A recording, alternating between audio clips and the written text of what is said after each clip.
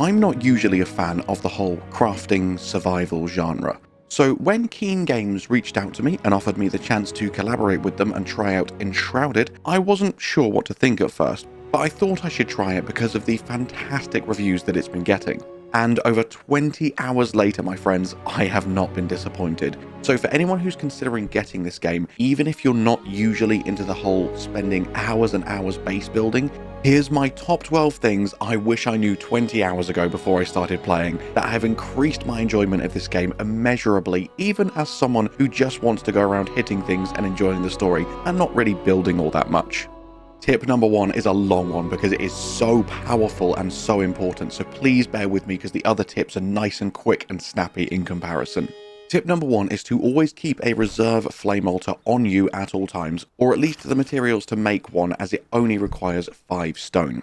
If you haven't started playing this game yet, the flame altar allows you to build your base. Placing this down creates a flame protected area where you can do pretty much whatever you want within this boundary. However, this serves so many more purposes than just that, and it gets a little bit insane.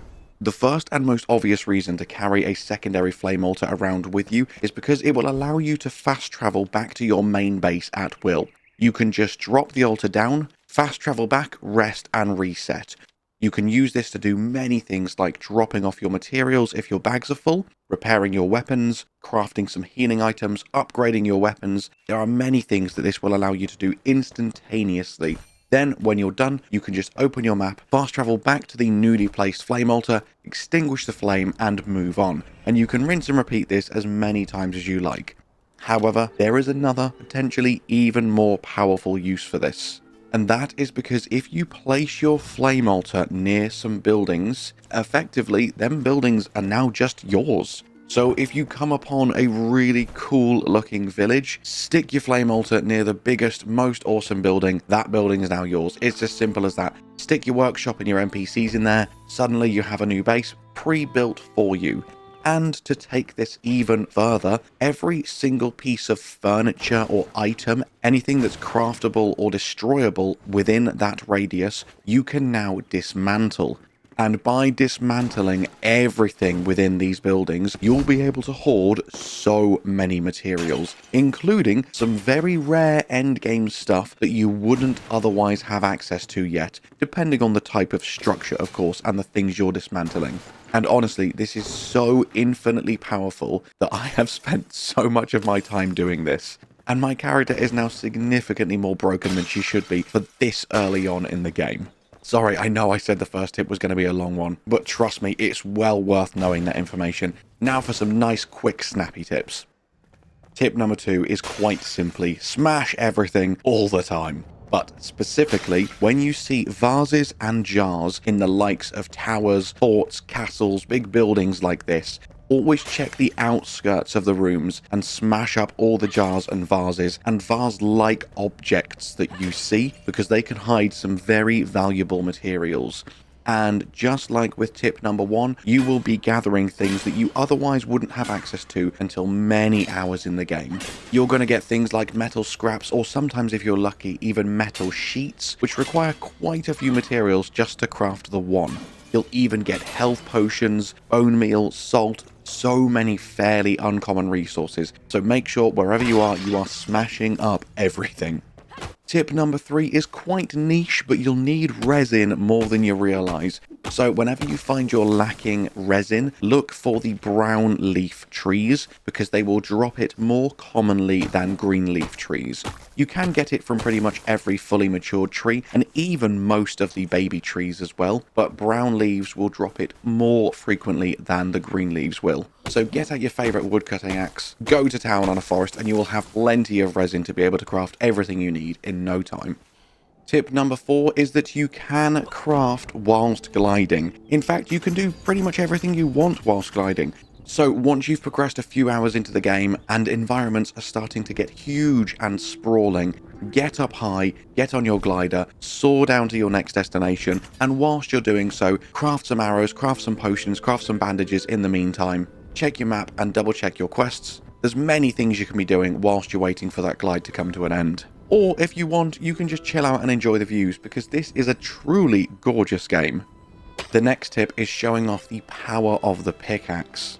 In too many situations early on in my gameplay, I found myself falling off cliffs. And unfortunately, your lost items will be teetering very perfectly right on the edge of that cliff. So if you try and get to them again, you will most likely fall off and lose even more.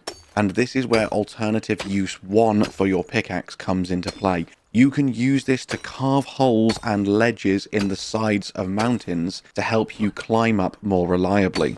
As you get better at doing it, you'll be doing it more efficiently than you're seeing me doing here. But you literally can just carve yourself a path out of the side of any mountain and get to the top of it. This can be used for many purposes and can even allow you to skip huge areas of the game, and I'll revisit that specifically in a later tip.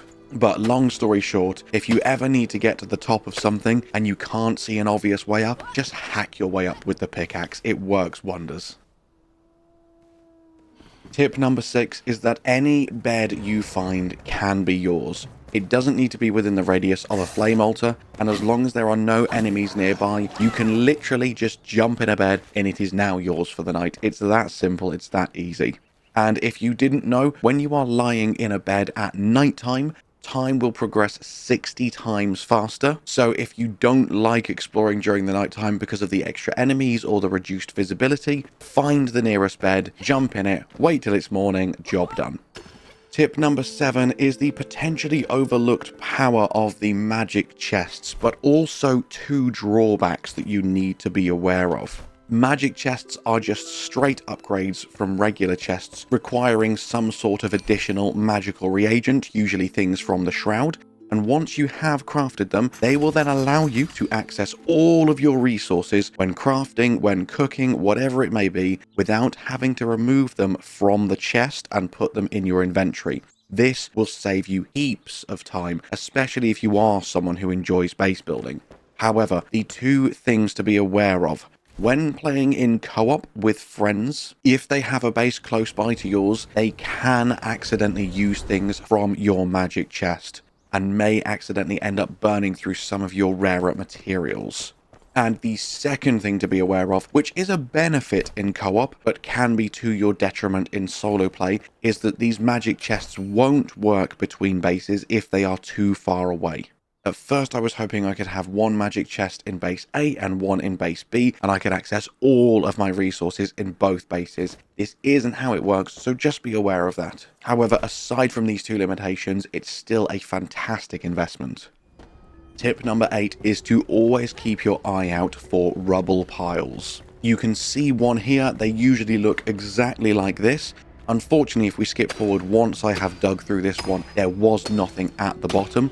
But usually rubble piles do contain really good loot. So let me also show you one that is guaranteed to have a little hidden room with a chest at the bottom. This one is used as part of a quest, and if you dig through the rubble and come in here, you will be guaranteed a pretty decent reward, though it is randomized. So always keep an eye out for these rubble piles wherever you may be, because usually there's some pretty good stuff hidden underneath there. Tip number 9 is a way to manipulate your time in the Shroud. If that time limit gets to 0, you will instantly, automatically die, so you definitely don't want to let that happen. And even though the Shroud spreads far and wide, as much as the horizontal plane has its limit, so does the vertical. So if your time limit is getting close to being up, and you don't think you'll be able to run out in time, try and find a way to get higher and get above the Shroud. This will also reset your timer. As you can see here, I'm using my trusty pickaxe to carve away up the mountain out the top of the Shroud. And also, if we take a look at another quicker example, here I am still having to use my pickaxe a minimal amount, but I'm basically climbing up the rubble and the ruins of this town to get higher and higher up until I'm at the peak of the mountain, way above the Shroud, in literal seconds. This was such a quick and easy way to do it. So look around for high structures and see if you can get up if you can't get out.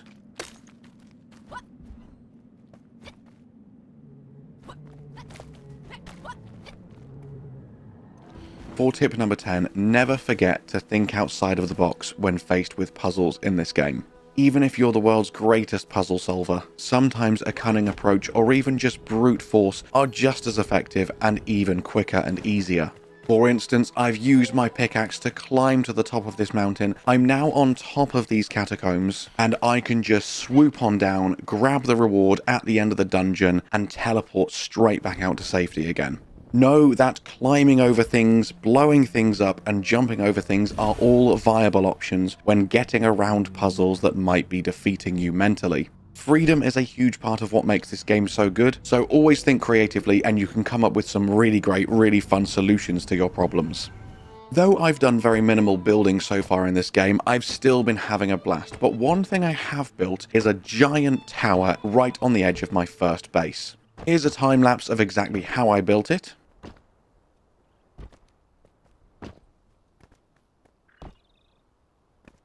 And essentially the reason for this is to allow me to get even higher than usual so I can jump off and start gliding immediately. This allows me to cover huge areas of land very, very fast, and you can do this in any of your bases, allowing you to get to some very far away places much quicker than you would normally be able to. Combine this with your trusty pickaxe and you will be able to traverse everything with ease very quickly. Tip number 12 is to keep your bow or your staff, whichever is your weapon of choice, in your backpack, not on your action bar. Now equip it, and you have essentially just given yourself an extra action bar slot for free. Now when I hold down Q, I will automatically bring up my bow and start to draw back an arrow. This way I can use my bow or my staff in tandem with my melee weapons, without any need for it to take up an additional action bar slot.